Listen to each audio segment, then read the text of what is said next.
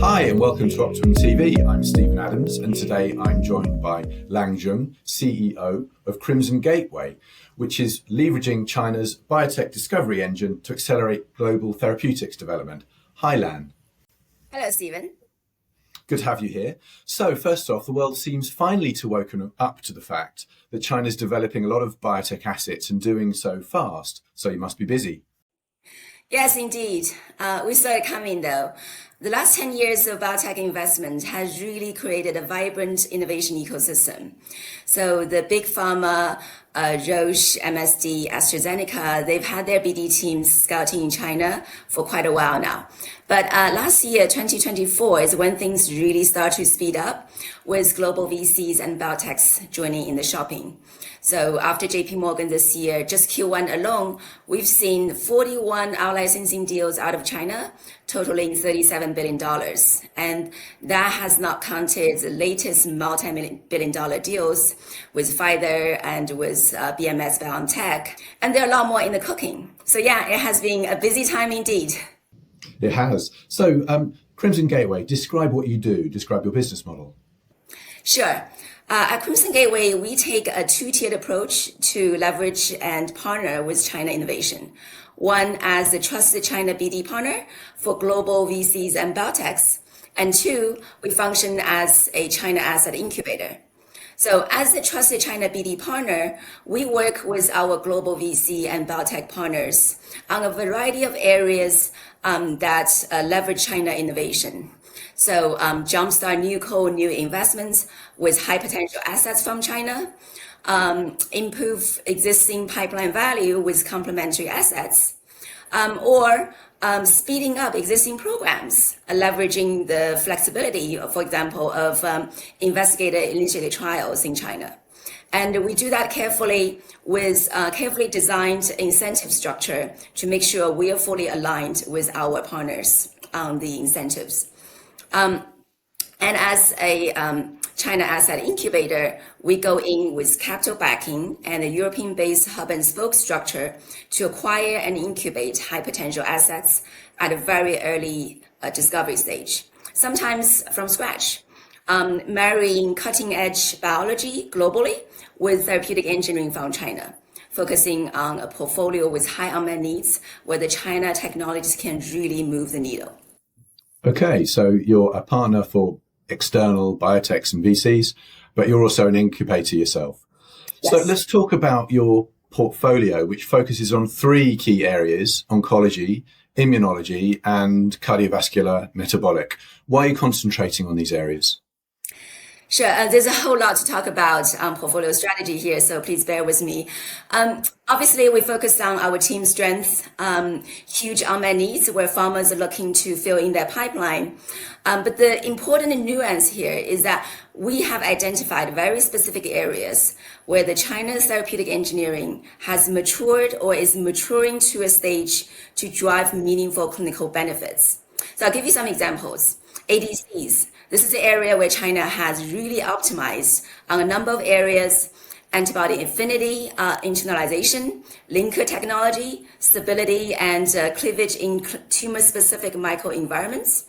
All sorts of payloads, glucocorticoids and degraders, site-specific conjugation, dual payloads and multi-payloads. All these make them great candidates for next-generation oncology treatment, with also potential to expand into I&I as well.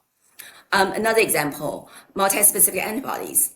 China has perfected a very modular approach to very, very quickly develop bispecific and trispecific antibodies, optimizing affinity and format for different target combos. So the recent mega deals in PD-1, PD-L1 VEGFs are prime examples, but there are a lot more. And this also leads to great progress in next generation T-cell engagers, especially masked TCEs, with improved efficacy and safety for immunology and oncology. And there are a lot more emerging as well. So de novo small molecule technologies for some of the very hard to drug targets, bipeptide, tripeptide modulators for novel combinations of CDM targets, oral peptides for blockbuster biologics, And we're also closely monitoring the space of sRNAs, oligonucleotides as well. Okay, that's a lot of activity. A lot is obviously going on in China with Chinese biotechs, which explains why Western companies are increasingly shopping in China, as you say. Why do you think they need a helping hand, a shopping assistant, as it were, when they go into China? First of all, I can't emphasize the importance of being on the ground to identify the right assets and for proper due diligence. So only a handful of pharma has BD teams on the ground, and the experienced BD talents are extremely difficult to find in China. You might have seen that in this year's AACR, there are 246 oncology assets from 111 Chinese companies presenting. And in total in China, we'll be looking at thousands, if not more, Chinese biotechs with tens of thousands of pipeline. And that's not including things that's still in stealth mode. So the biggest challenge everybody faces is, one, how do they find things that's still in stealth mode? And two, when they come across an asset that's of interest, how do they very quickly do comprehensive landscape mapping to know what else is out there and how they compare? And especially for things in stealth mode if they're looking at early stage. So how do we come in here? With extensive knowledge in China, we have done that comprehensive landscape mapping for each subsector in the China biotech space.